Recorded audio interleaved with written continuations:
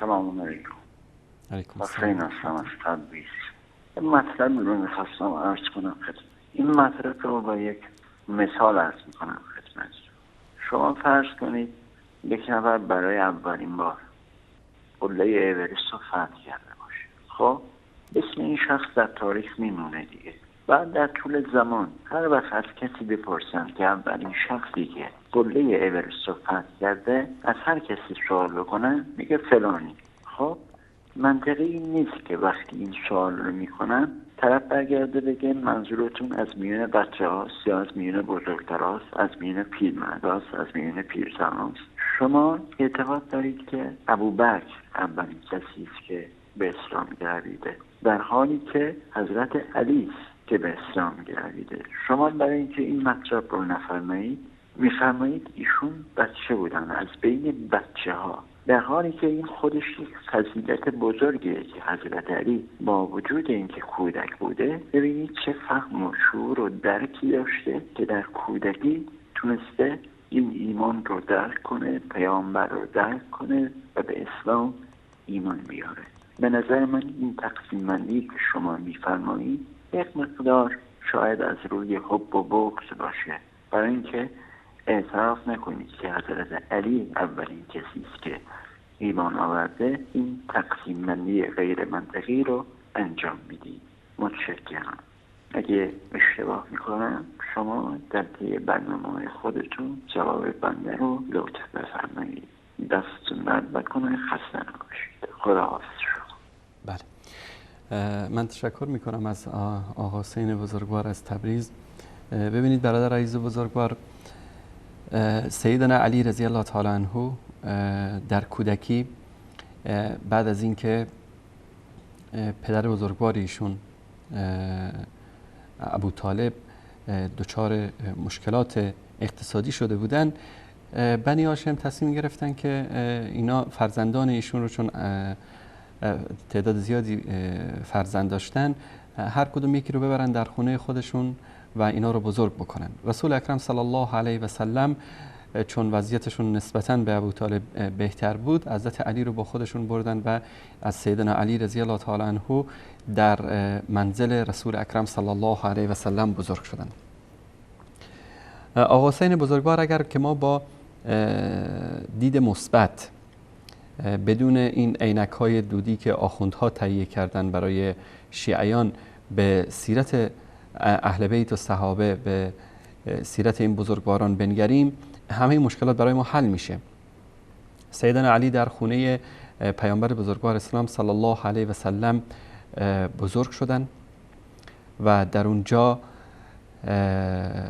شب و روز در کنار رسول اکرم صلی الله علیه و سلم بودن و یک چیز طبیعی است که کسی که زیر دست محمد مصطفی، محمد امین صلی الله علیه و سلم بزرگ شده باشه، خب از ایشون پیروی میکنه. و اینکه ایشون اولین جوانی بودن که مسلمان شدن، در این هیچ شکی نیست و اهل سنت و شیعیان و اکثر مسلمان ها به این اعتقاد دارن.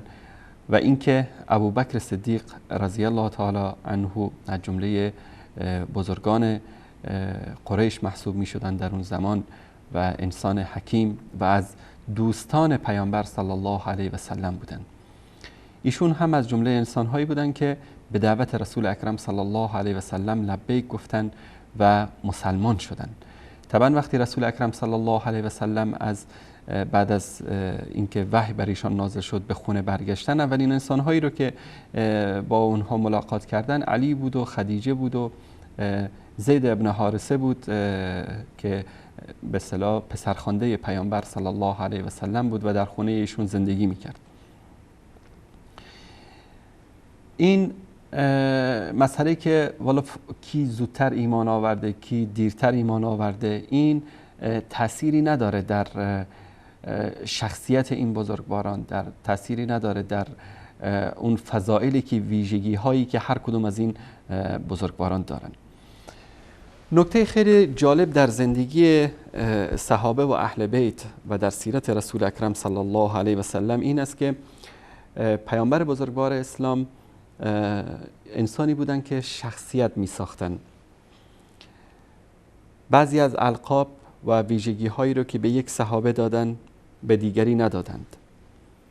به طور مثال سیدنا علی رضی الله تعالی عنه یک سری ویژگی ها، یک سری به اصطلاح مدال های افتخاری که اگر این تعبیر انشاءالله درست است که ما بگیم مدال های افتخاری که پیامبر صلی الله علیه وسلم به علی دادن به ابوبکر ندادن. این یک واقعیت است.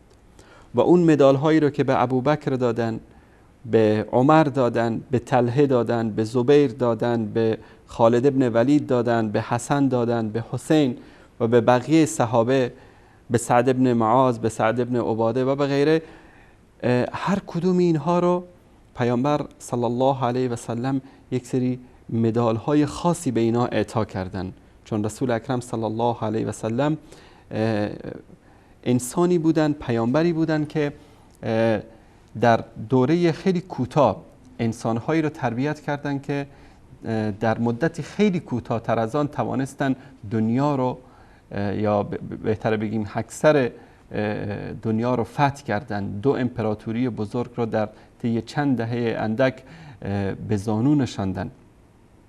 به طور مثال به علی مرتضی گفتن که انت منی به منزلت هارون من موسی. به ابوبکر صدیق گفتن اگر قرار بود از بین انسانها خلیلی یا دوستی که بالاتر از دوستی است برگزینم تو را انتخاب می کردم، اما الله سبحانه و تعالی مرا به عنوان دوست خود انتخاب کرده است. و به عمر فاروق رضی الله تعالی عنه فرمودن که اگر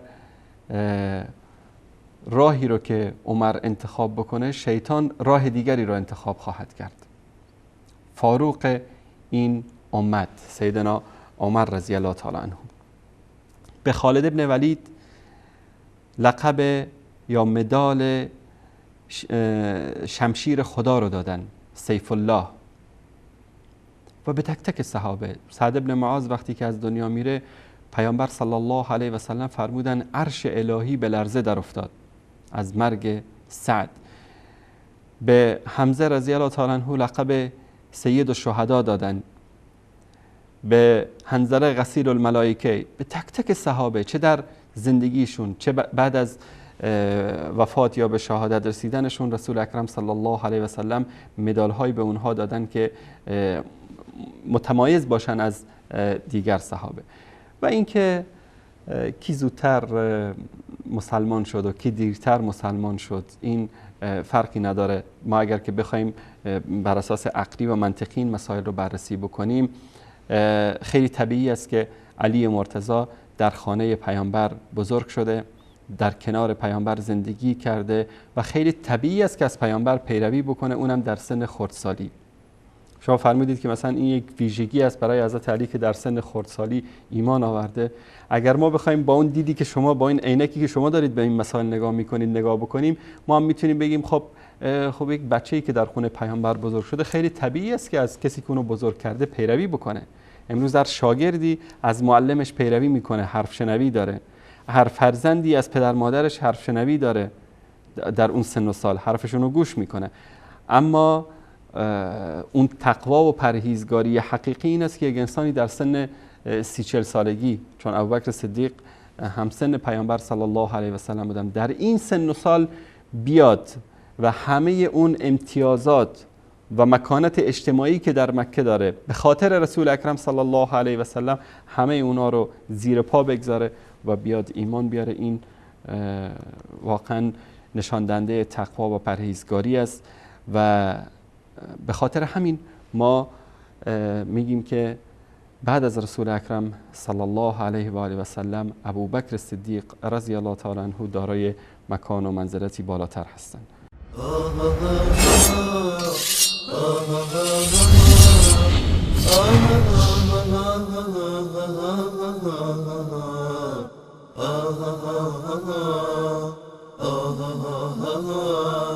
آه